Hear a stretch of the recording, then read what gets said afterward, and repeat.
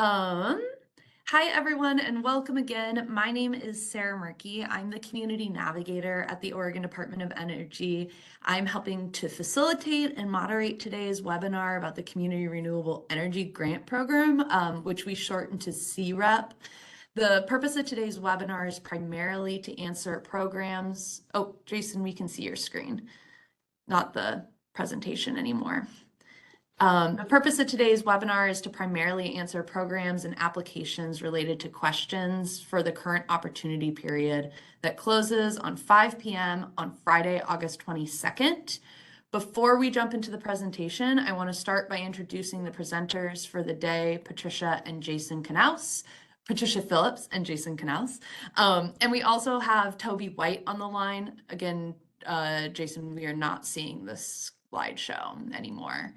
We also have Toby White on the line. He's available to help with any technical support. We at Odo might need some. We also would love if you can add your name and the organization that you represent into the chat so we can see who's here from around the state. So we would love to see your name and your affiliation in the city that, that you are calling in from today in the chat. We're gonna wait for the slides to be up, but we don't need the slide for the next one. Before we jump into the important stuff, we just wanted to do a quick introduction to the Oregon Department of Energy, or ODO. We don't go by ODE, those are left to the education professionals. So we're ODO.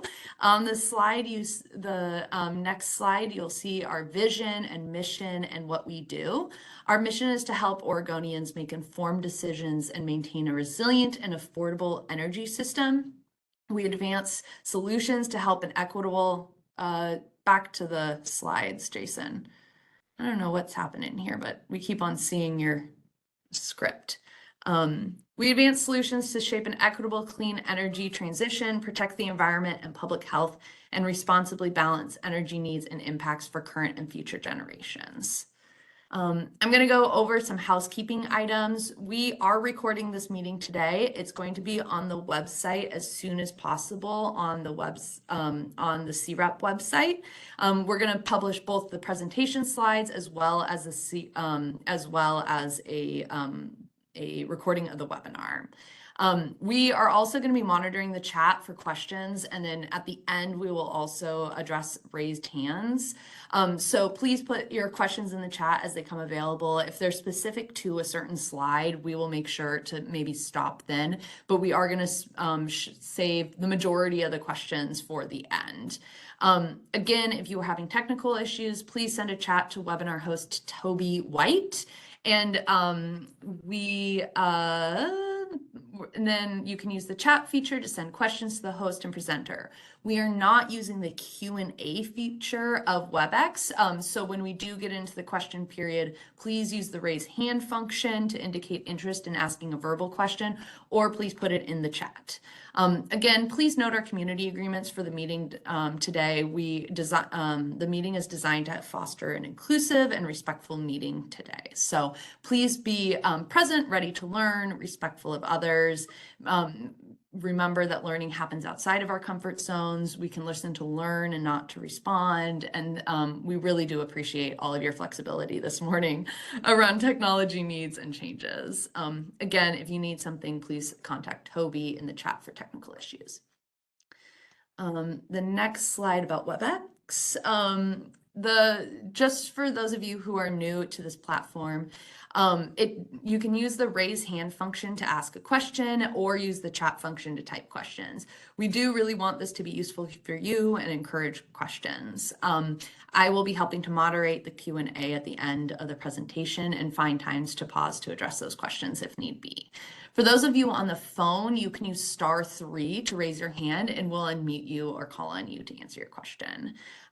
Next, I'm going to pass the presentation over to Jason, who will go over today's agenda and details for the latest round of CREP. Thanks, Sarah, and apologies to everybody. We're having first of a kind technical glitches all over the place today. Before I get into the agenda, Just definitely wanted to quickly point out that this presentation is really designed for past and current CREP applicants, those that are familiar with the program or have had some prior experience or recent experience going over some of the core details of the program. So we're going to just really provide a brief overview and then really highlight a lot of the key resources that you would want to start looking at right now in preparation for the application. And all of these resources we'll go through that are available on the webpage. These are all highly recommended for preparing an application and even pre-prep to prepare for an application. And that'll make sense here in a few minutes. And then this PDF of this presentation will also be published on the website with all these links. So there's also a brief program overview that goes into more depth about CREP and some of the intricacies of the program that was produced a year or so ago. And you'll be able to access that with the link in the PDF. And really just for today, as I mentioned, we're going to just do a really fast overview, walk through kind of the deadlines and the funding buckets for the fourth round. And then, as I mentioned before, we're going to do the applicant resources and then also quickly go through how the program works post-application period or submission and how that actually relates back into your proposed applications. And then after that, we're going to try to get through this as quick as we can so that we can open up some questions and answers from all you folks out there. And then we'll hit some final reminders and how to follow up with some additional, if you have additional questions.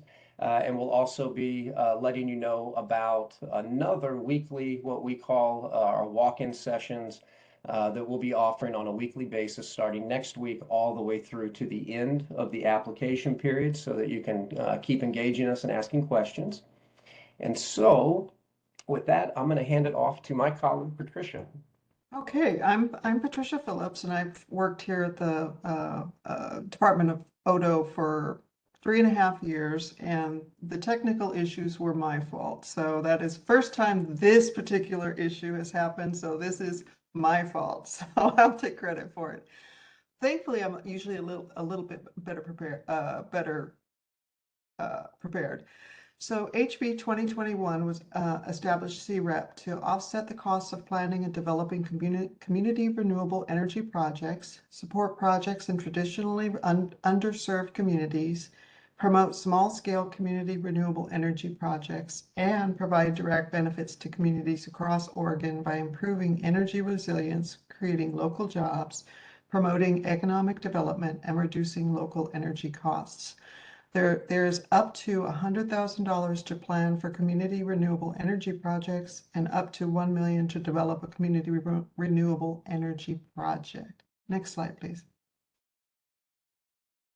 The applicants who can apply are tribes, public bodies that include counties, municipalities, special government bodies such as ports and irrigation districts, consumer-owned utilities, and projects outside of Portland city limits.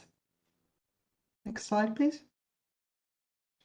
The eligible renewable energy generation technologies are solar, geothermal, hydroelectric, wind, biomass, landfill gas and biogas, wave and tidal energies, ocean thermal energy technology, and finally, electric vehicle charging if it's paired with a new or existing renewable energy system.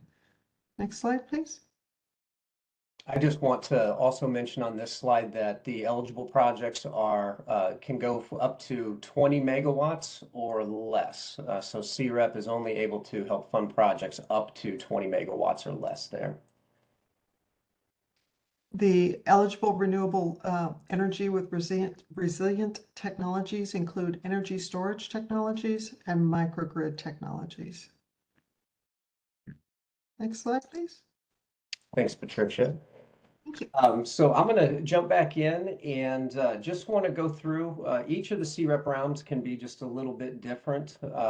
And so for this particular round, if you were involved in either the first or the second round back in 2022 and 2023, we are back to that $12 million bucket.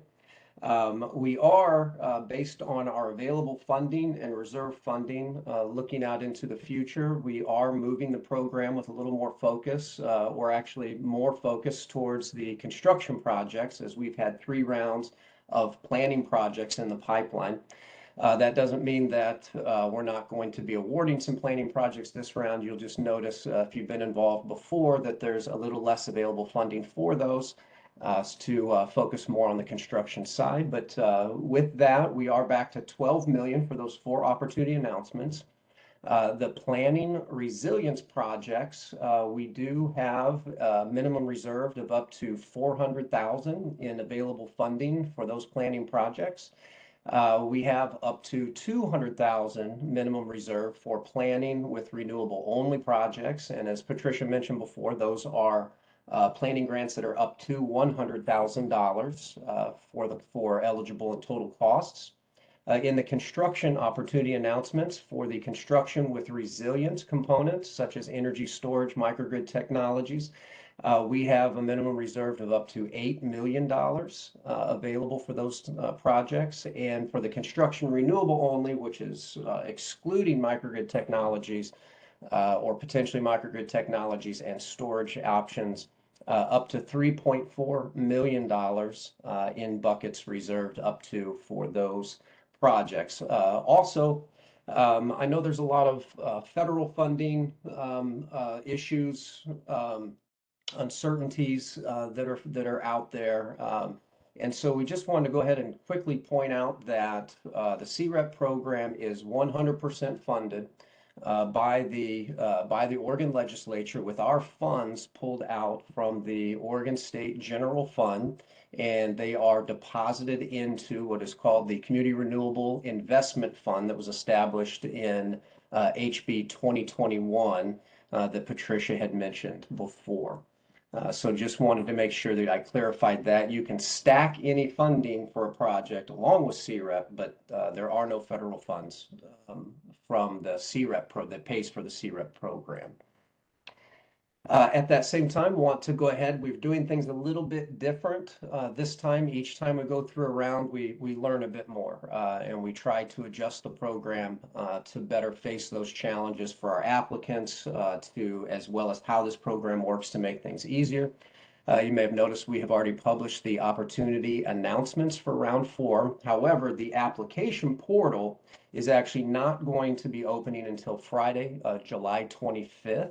Where that comes from is all of the required documentation for both applicants as well as eligible partners to an applicant. There are required documents. We will get into that in momentarily.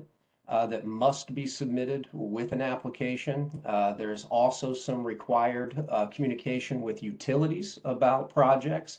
There's also some required communication about regional, local, stakeholder engagements about your project, or planning projects, plans to get into those regional stakeholder and local engagements and outreach initiatives. So this is, we created this to give a little bit extra time with all these public bodies, tribes, etc., getting authorizations in order to be able to apply. Obviously can take a little more time based on those schedules. So we're trying to adequately allow that time. This is also, because of that extra time, this is also going to be a shorter application period. And so the application portal will be closing exactly at 5 p.m. on Friday, August 22nd. And so those of you that have been involved in CREP in the past, you know that 5 p.m. on the button is an actual number, and anything posted after that, which has happened, even up to a minute after that, are not accepted. So please pay very special attention to that. We're way out into the future right now, but if you find yourself having any issues during the portal period or in that last week, please make sure you contact us immediately.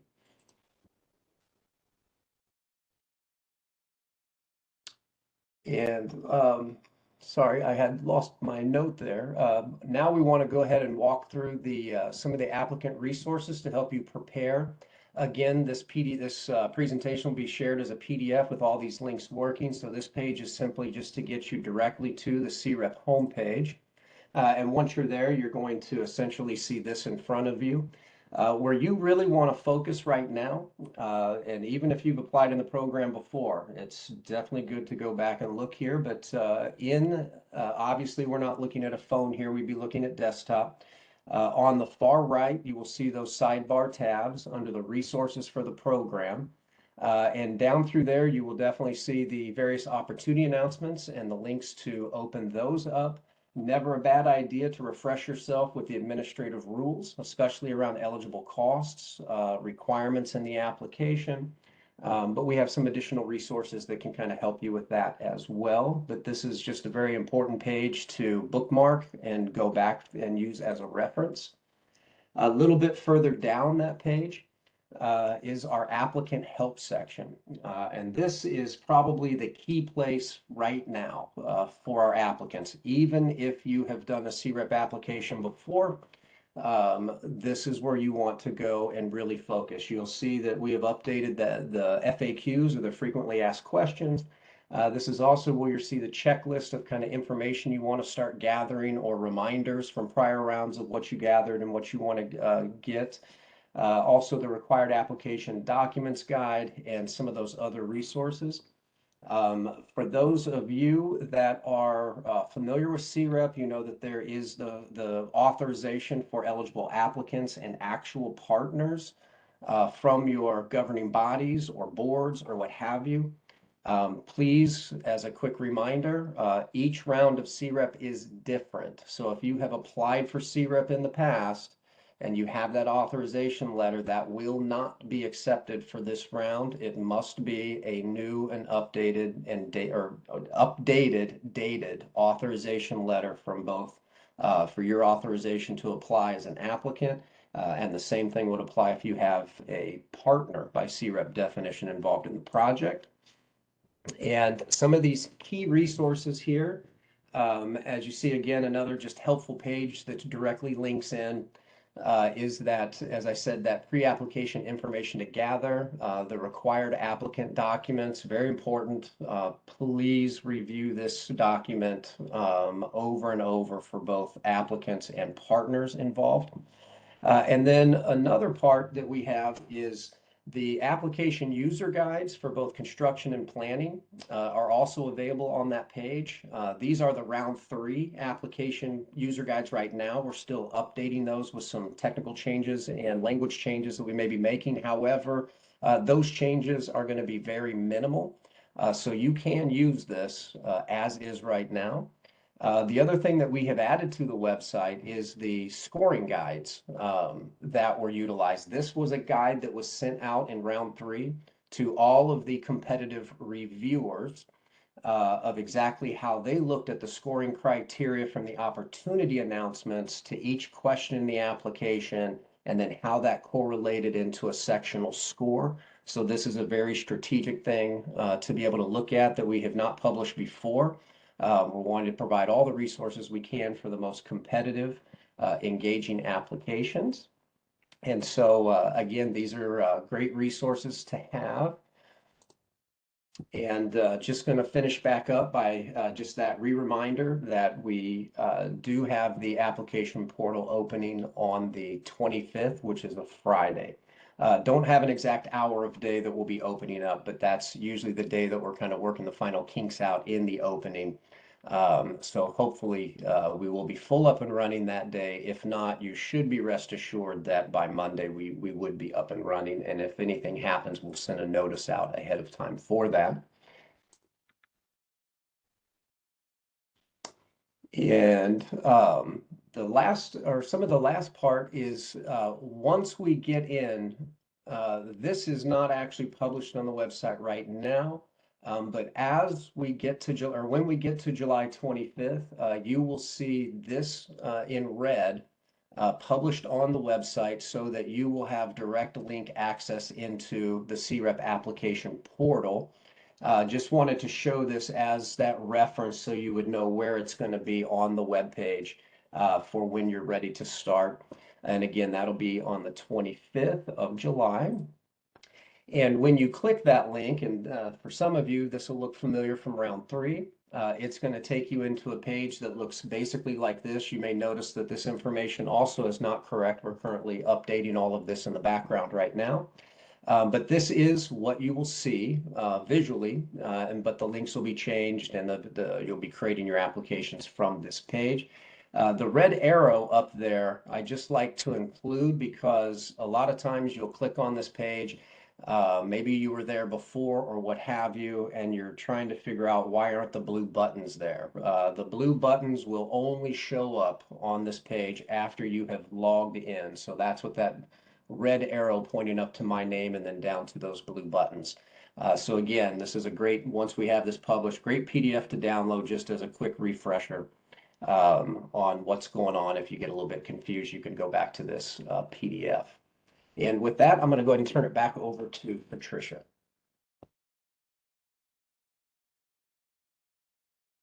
Oh, Patricia, I think your microphone is off. It's been a day. So the first thing we do once the portal is closed and we have received all the applications, we go through an eligibility and completeness review for them, just to make sure that they are as complete and that they are eligible. Applicants should make sure that when you apply, you enter all responses in the provided fields and in the questions requested format. When you upload files, they should only be supporting documentation and materials to responses and or as required for the application eligibility. So we just want pertinent information in the responses in the fields and pertinent information in the uploads. Yes, provide information, but make it count. Make sure, I'm sorry. I wasn't gonna ad lib. I'm gonna add just a touch more there. There will be some additional instructions in the application to guide you through. What this is really about is keeping your application, keeping your proposal inside the application. And then in those responses that are going to have supporting documentation to provide more context or visuals or details, that would be what you would be uploading in the supporting detail and then naming that appropriately and most ideally back to the question or questions. This helps both us internally and it is a huge, huge help for the competitive reviewers who will be reviewing lots and lots of applications and additional details. So sorry about that, Patricia. I just No, wanted to add that in there. You're fine. And the easier you make it for the reviewers, the easier it is for them to look at your application. So it can only help you. So for the required document uploads, please carefully review all required documents to submit a CREP planning or construction application. We are also offering a weekly drop-in session if you have questions on the following. If you want to discuss consultation with electric utility for the purpose of ensuring feasibility, or you want to ask about local / regional stakeholder engagement and outreach directly related to the project. This information is in the CREP required documentation guide that of course you can't link to now, but you will be able to once you either download the PDF or it'll be on the website on the right side. Thanks, Patricia. And again, I'm going to jump in just really fast for a little clarifier. The consultation with the utility requirement and the local regional stakeholder and outreach, those items are required parts on the application. That information is not included in the required documentation guide. And so if you want to learn a little bit more or you're confused about that, that's why I have that separated out here about visiting one of the drop-in sessions in the next couple of weeks, and we can go over that, even show some examples during those meetings. So sorry about that. I had a little misleading info on my slides here. So for the required document uploads, what we really want to focus on here is that a partner may have a financial or ownership interest in the project. An entity whose only role is the provision of goods or services through procurement contract is not considered a partner. So if you have a contractor who's only performing the service, they would not be considered a partner. And another part here is in prior rounds, we've had groups like advisory councils or an economic development regional group that was a part of helping with a particular project, but didn't have an ownership or financial interest. They would be basically one of your stakeholders. They would not be an actual partner to the project.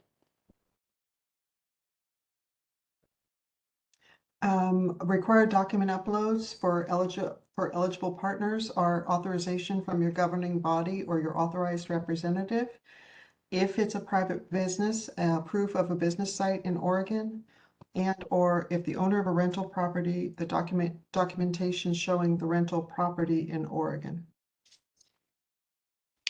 Thank you. Thanks, Patricia. And again, there's the link to that required documents guide, which includes the partner information with a little bit more breakout and information for your partners. And we keep harping on this, but there is required documentation for applicants and for any eligible partners in that project. So now is the time to really review this document. And so now, once we go through the eligibility and completeness review for every application, then that winds up, we send a notice out, and that qualifies that proposal or that application to move into the competitive review and the scoring process. The CREP program does not directly select proposals or projects just based on the application. They are scored. And that scoring does determine the funding. It has been that way since round one. And that's another reason we broke out buckets into the 4 OA groups to ensure that each of those projects in those opportunities get funding, but they are scored in order to qualify for that funding. I say that because what we're about to look through is very important information for you to cross-reference back with your application to make sure that you are meeting every piece of the application, ideally able to realistically, accurately respond to nearly, if not all, questions that are presented in the application. The CREP program has become a very competitive program. And so the competitive review does hinge on some of the program priorities, and this is not just your tangible or planned project itself. The legislative set priorities with HB 2021, and one of those was to really try to focus on community energy resilience projects.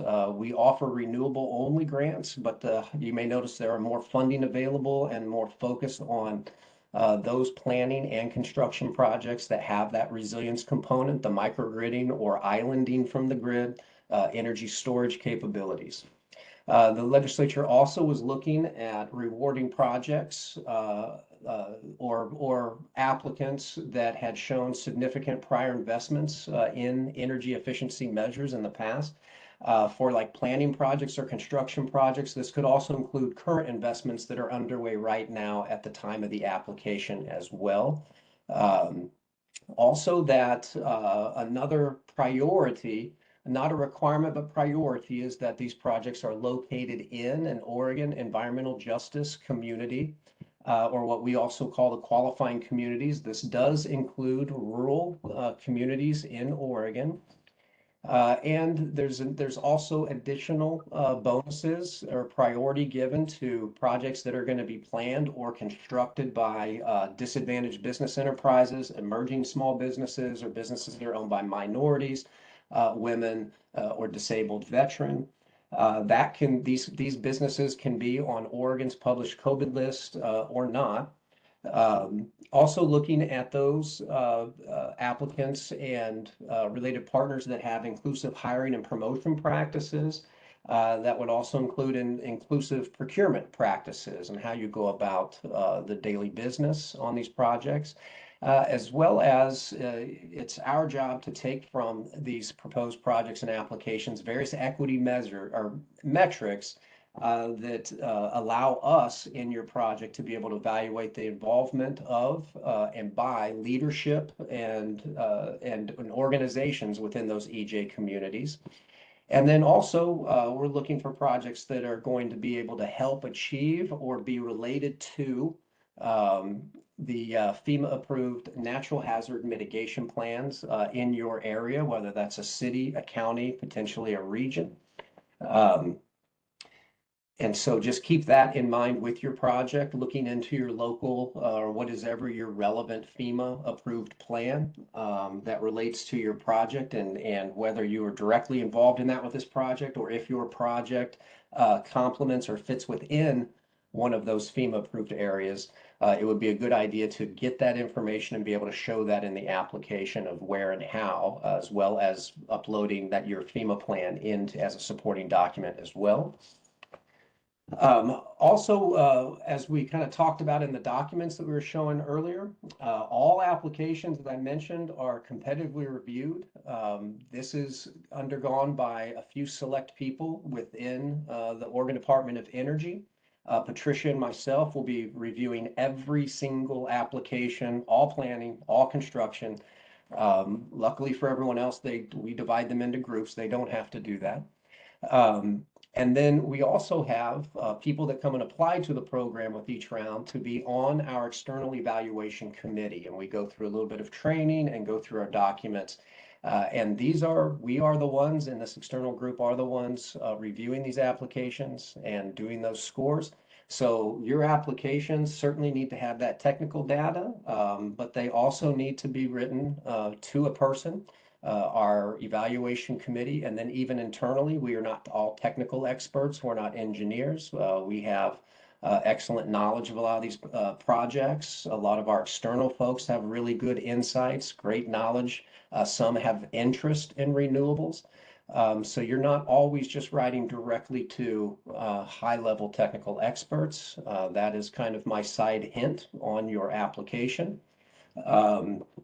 And then because of that, as we said before, we definitely highly recommend and highly encourage, I would say that 10 times to make the point, a very close review of the specific scoring criteria within the opportunity announcement that you're applying for, and then correlate that back to that application user guide and that reviewing the reviewer scoring guide for your particular construction or planning project. It is a little bit easy because the scoring criteria is the same in both of the planning OAs, and it is actually the same in both of the construction OAs. And this is basically what you'll be looking at. You'll see something like this. This is just an example for right now, but you'll see this in the section 3.3 of each of the 4 opportunity announcements.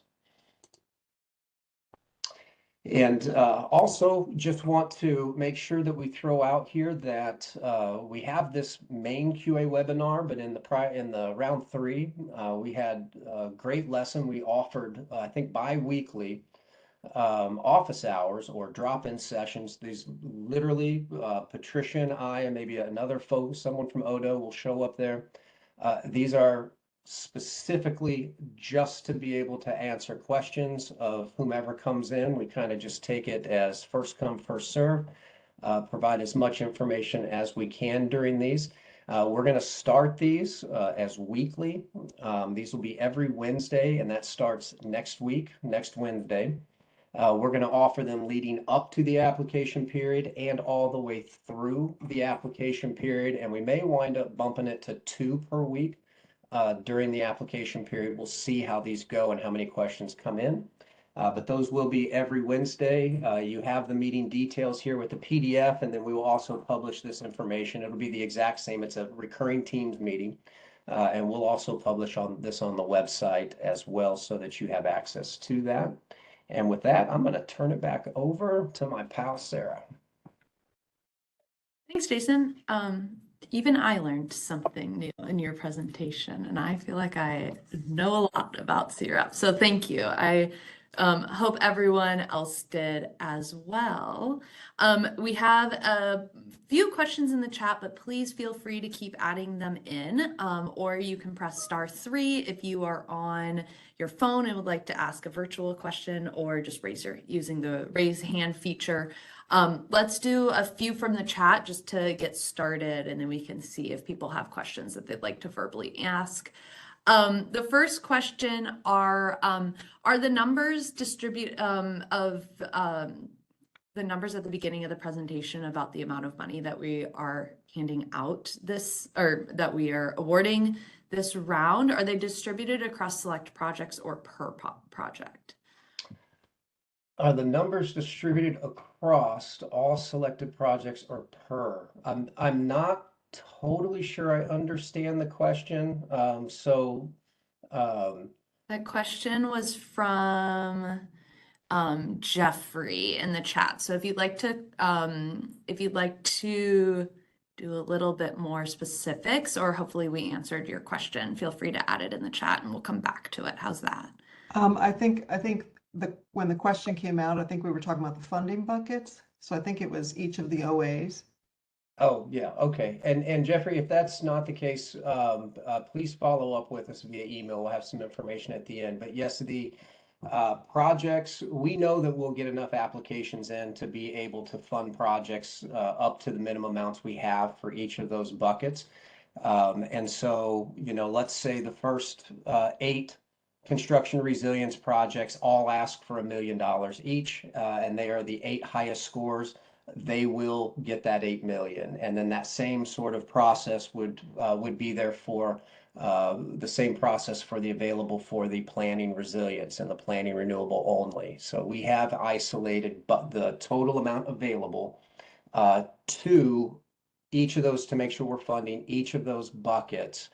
The only wild card there is if there was available funding that was not, say we did not have hardly any planning projects and there was just loose money, that might play into awarding another project might come in from a different OA, and we would be funding less than what we said in that particular funding bucket if there was enough applications for that.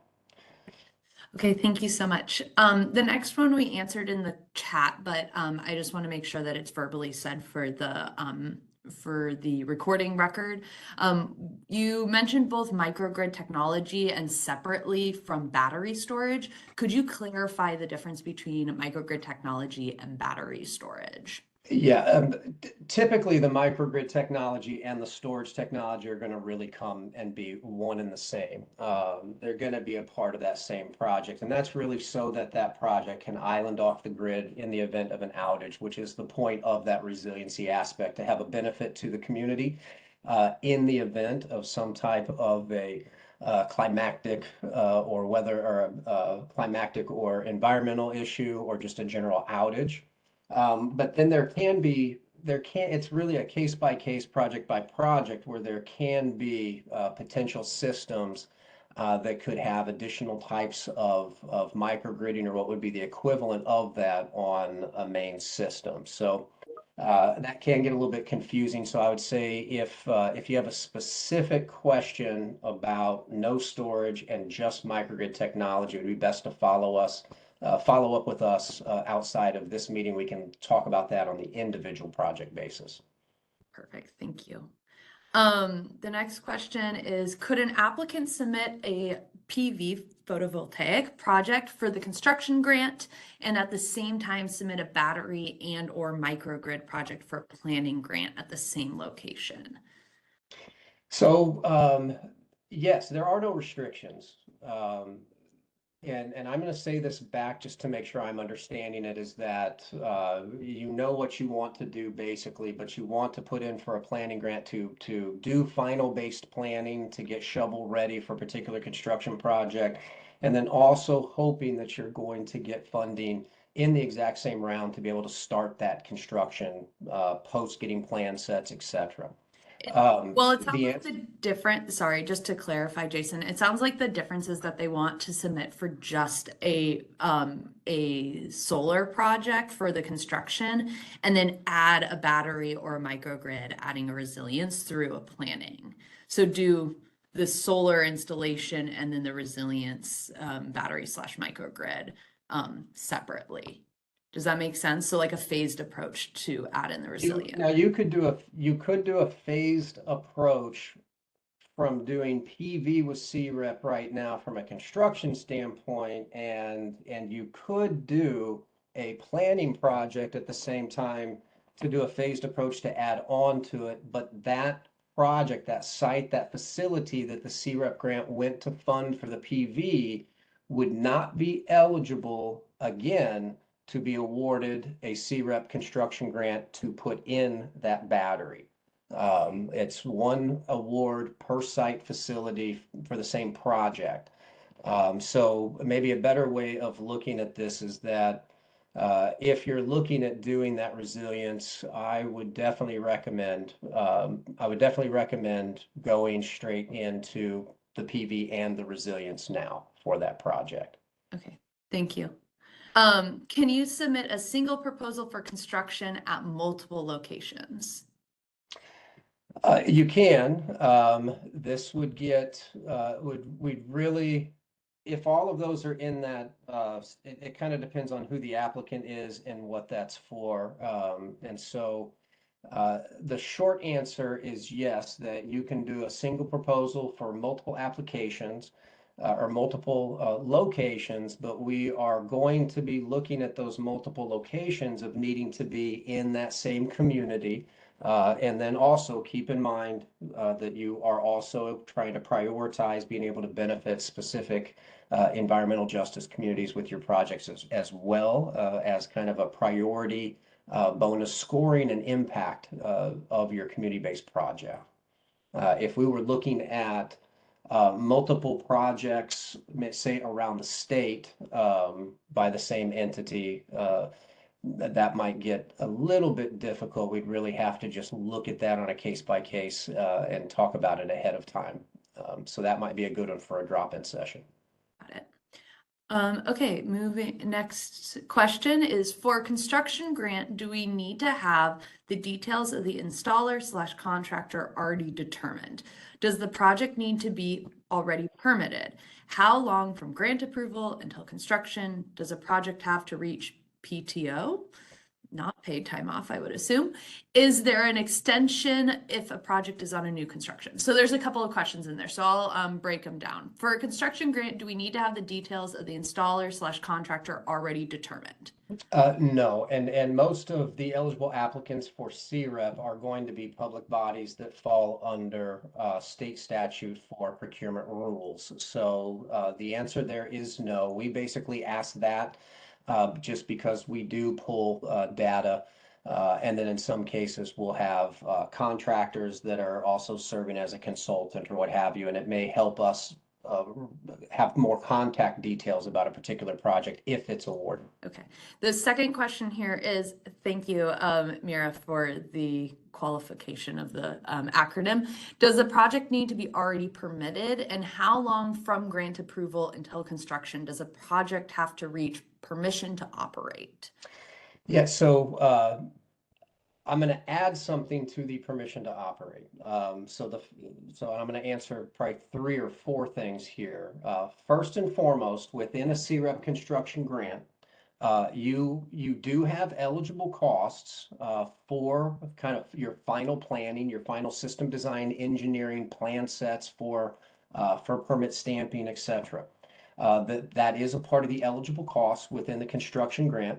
A lot of our planning grants, I'm going to sidebar really quick since we have planning people here as well. A lot of our planning grant applicants are starting that process from scratch, getting their energy audits, getting their studies, and then in a lot of cases, depending on the size, scale, and scope of their project, they're either getting their full plan sets ready to go, or in some cases, maybe up to a 30% plan set. And then if they're awarded a construction grant, they'll finalize and finish out their plan sets.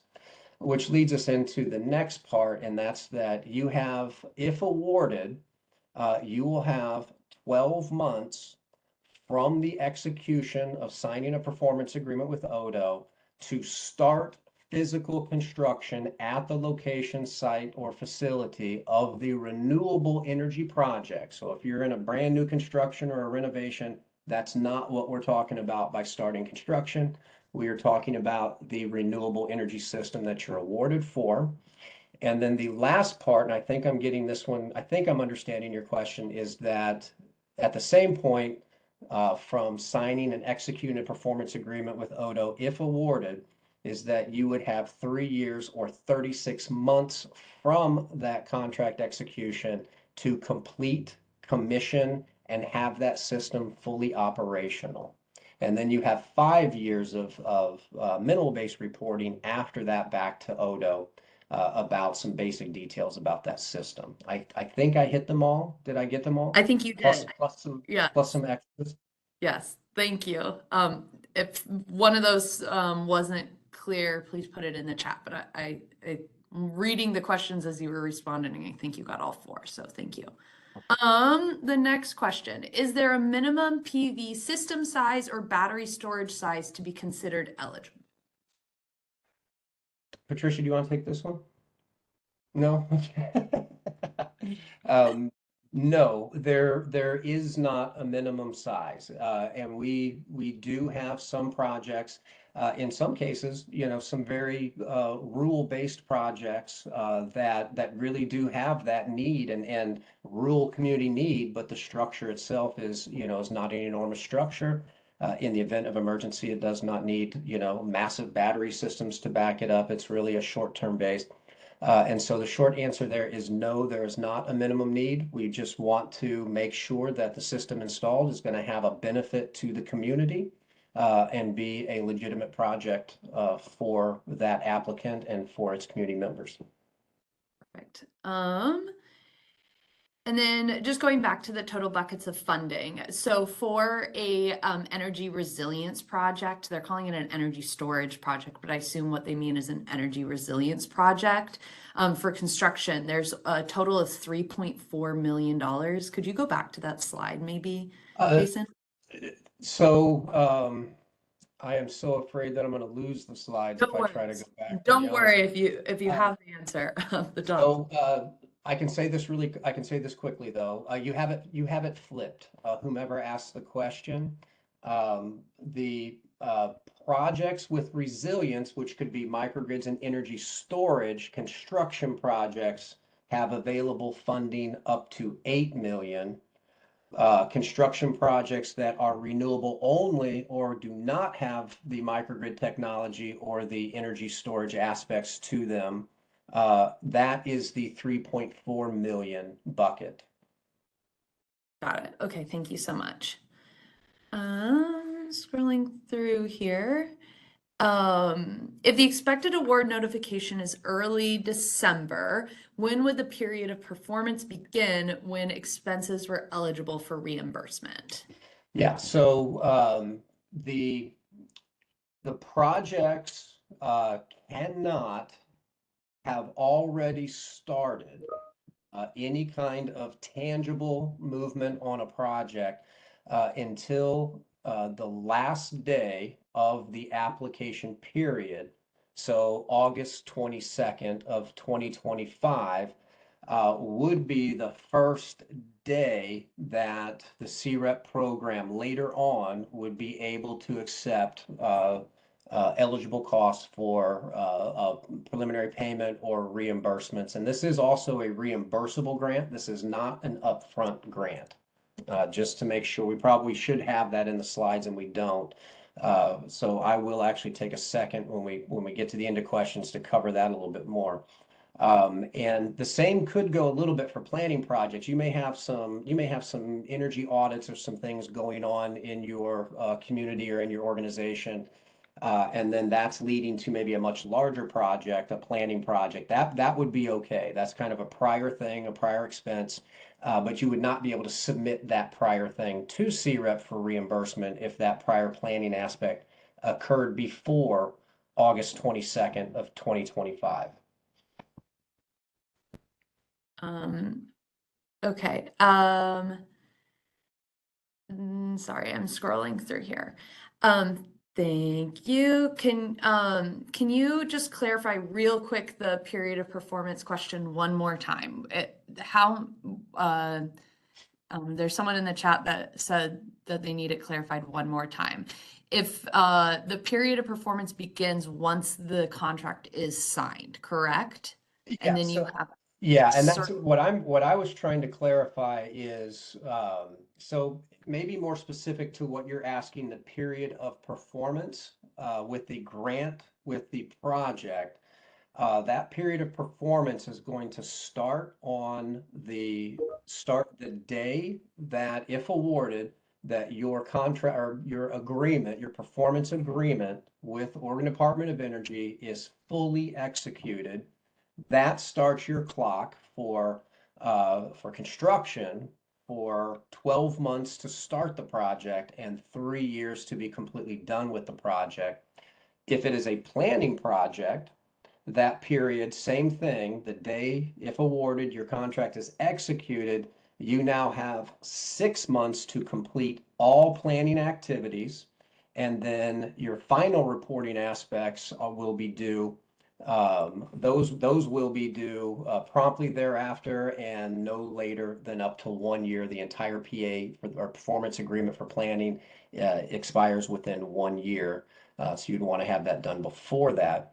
What I was trying to clarify before is that if you already have a project that's in motion that you're planning to do anyway, but you're applying for CREP funds, mostly this falls into the construction side, is that it would depend on where you're at. If you're already procuring PV panels, if you're already procuring inverters or batteries uh, prior to or up and during the application opening period, then your project is ineligible for CREP.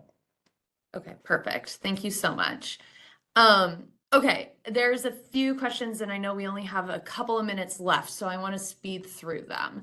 There's one question about matching CREP with federal dollars. CREP is a state dollars program, and it can be matched with federal dollars. It is not a federal funded program that's coming through the state. It can match federal dollars. I think that it would be worth having a conversation to make sure that it's eligible on the other side and that those matching dollars don't need to come from the community itself. But we have had many different CREP grants be matched with CREP dollars. I will say our dollars are secure. The current administration and the changes that are happening at the federal level around federal funding, that would be a decision that your community needs to make if you feel comfortable. But we are sure that these dollars will be spent through this opportunity announcement. The next question, I know we have just a few questions left, and I want to make sure that we get to some of them. The next question is for projects that have a code requirement to include solar power in the design. Would they be eligible to receive CREP grant funds, or would they have to design above and beyond the code requirement in order to be eligible? So the first part I want to back up on the time part is that I will remain on this call to get through as many of the questions that you all have if we need to go over.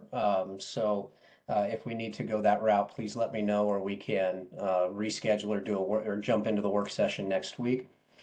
This one's a bit difficult for me because it's hard for me to understand what you mean by code requirement. What I think they're because I've heard this question asked a few times, is the green energy requirements for Yeah, public and bodies to build, and the relationship between CREP and that. But again, if that is not the right interpretation, Corey, please let us know. And thank you, Sarah. And that's where I was going with it, was to say that that I'm not totally sure if that's where you're going with it, but the CREP can actually be your GET requirement, your GET requirement. The funds used here can be. If it matches, maybe you have to do more or less. But yes, CREP funding can be utilized to qualify and do your GET requirements. Yeah, it just has to be in the budget. The legislation doesn't say where the money comes from. It just says that it has to be part of the budget of the project. Is there a limit to the number of applications that may be submitted by a single organization for separate projects? If not, does submitting multiple applications affect the scoring of each submission? So the first answer is no, there is no limit to the number of applications for both planning and construction. They have to be separate projects at different site locations or facilities or behind different meters. But they would each qualify as a standalone CREP project. And we have had some successful applicants in other rounds be awarded multiple grants for the same organization at different facilities within that organization. The second part of your question, we can't answer that. Competitive review and the scoring, it is different every single time. We can't say if it's going to hurt or help. It really just depends on the reviewers, the type of projects. I will say that we do have questions as part of the scoring criteria that have to do with diversity, and there's multiple pieces of that diversity question. And that can have to do with either gaining some points by being in a very diverse location versus an area where lots of awards are. And it also, with competitive reviewers, could actually be a negative impact score if they're seeing multiple applications from the same applicant, organization, or even area. We just cannot say whether that would be a pro or a con, but it is not ineligible to do so. Okay, perfect. Thank you so much. I think there's two more questions here that I see. Does thermal energy storage count as a resilient energy storage system? Most mentions of energy storage in the documentation are referring to electric battery storage. This one is an interesting one because this one potentially is fully dependent on what type of thermal energy system are we talking about? Where is that source and what is the operational component of that system? To be honest, it's difficult for even a thermal energy system to fall into the resilient categories because you would then, even if it was hydrothermal or geothermal, you could run into a situation where you're obviously going into a well, but you're dependent on pumps, and those pumps require energy, and it's going to require electrical energy in order to move those pumps, and those pumps would have to be resilient and to play into this. So even that thermal system is still dependent, so it would potentially not be considered a resilient system. But we would want to look at it on a case-by-case basis. Anything that would be wood burning, heating, moving through also is dependent on a resource, so it would fall into renewable only as well. Okay, perfect. Brian, it sounds like you have a few more follow-up questions. That seems like a really great question for our work sessions on Fridays. Feel free to log into one of those or even email us and answer some follow-up questions for your specific project that you're thinking about. Okay. So just to clarify, there's also a question. I noticed most of the awarded projects in the past have a, what does BEST stand for? We decided. Battery energy storage system, thank you, component. Is it more likely to receive funding if it's a resilience project versus just a renewable project? Again, it's really hard to determine that. One of the reasons that we have over the last 3 rounds or 2 rounds leading into the 4th round, why we have carved out specific available funding for each opportunity was to ensure that we could provide funding for projects in all 4 of those opportunity announcements or opportunity offerings. Whether Oh, and I'm trying to reread that. Mhm. It's tough for me to say, is it more likely to receive funding if it's this or that? There's more funding available for resilience projects. There's also one of the reasons as well is there's going to be more competition for resilience projects as well. And the resilience projects have more benefit as a project for a community because of that ability to have backup in an emergency or an outage to serve the facility and or the community. Got it. Okay. There was a comment in here from Erica about some unique unique opportunities. I think that's worth something that we can chat about. Again, it would be a great conversation to bring to a work session or send us an email. We have been really creative with other communities about some more creative opportunities around solar versus just rooftop or ground mounted hardwired systems. So feel free to shoot us an email, and we can see how it applies to the rules that we have in the legislation that created the program. And then there one final question. Correct me if I'm wrong, Odo staff, but can you just talk about the relationship between CREP funded programs and the ITC? If you apply for 100% of funding of a project, does that mean that you can't go after an ITC? And can you also say what ITC stands for quickly? Yeah. So this one's going to be a little difficult for us. ITC is the IRS's investment tax credits. They have been available for residential and commercial for quite some time. The one of the federal programs a couple years ago in the prior administration in the IRA funding added that non-taxable entities could receive direct pay investment tax credits for renewable energy or solar-based projects. Um, the there's also a lot happening in the background about the ITC and whether those are going to be continuing or not. Unfortunately, your question really is a question for someone external than Odo. We really don't have involvement in that. We don't include that as a measurable incentive. I know based on what's happening with the uncertainty around the continuation of the ITC, I would definitely get with your teams and make your determinations if that seems like a tangible thing you want to go for. And I would definitely, the only thing I could recommend is at this point right now, I would put hesitancy into factoring the ITC credit back as a part of your anticipated budget for your system, especially if you're looking at recouping 100% of costs above $1 million, which would include that ITC. Long-winded way of saying that's not really our field. There's a lot going on. I would advise you to do your ample research outside of CREP with ITC. Got it. Okay, thank you so much. Okay, I think we got through the majority of the questions, only 8 minutes late. I just put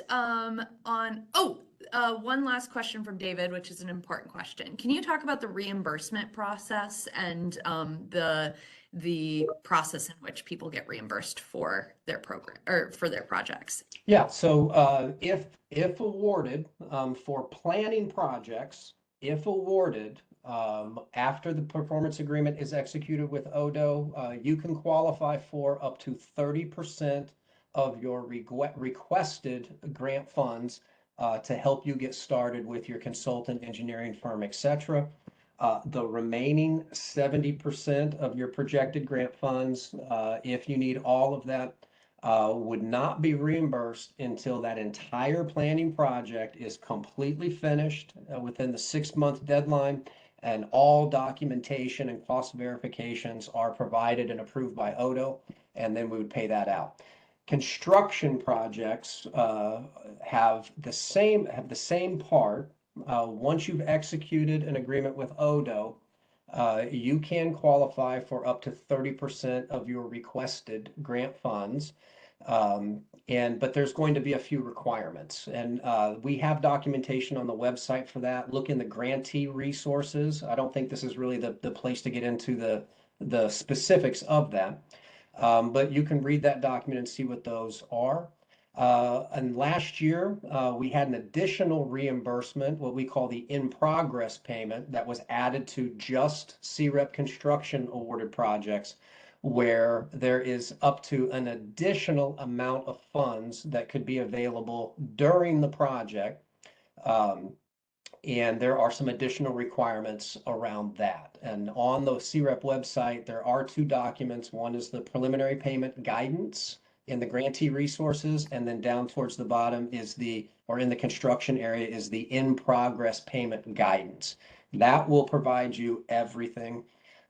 Besides those two payments, your final reimbursement is after the project is completely installed, commissioned, operational, producing energy, and everything is operating, and we have inspected that and received all reporting documentation.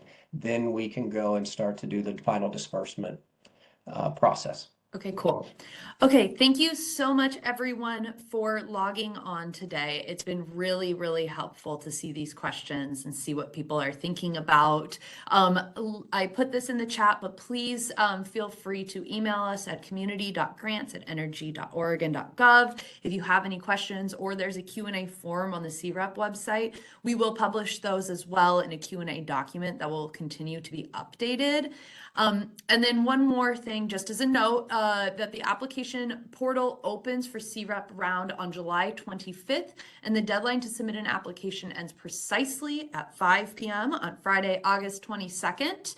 And please don't forget to join any of the weekly available Q&A office hours drop-in times starting next Wednesday through August 20th from 11 to 11:45. Thank you again, everyone, for joining. We really appreciate all your questions and excited to see all of your different applications. Thank you. Thank you so much. Thank you.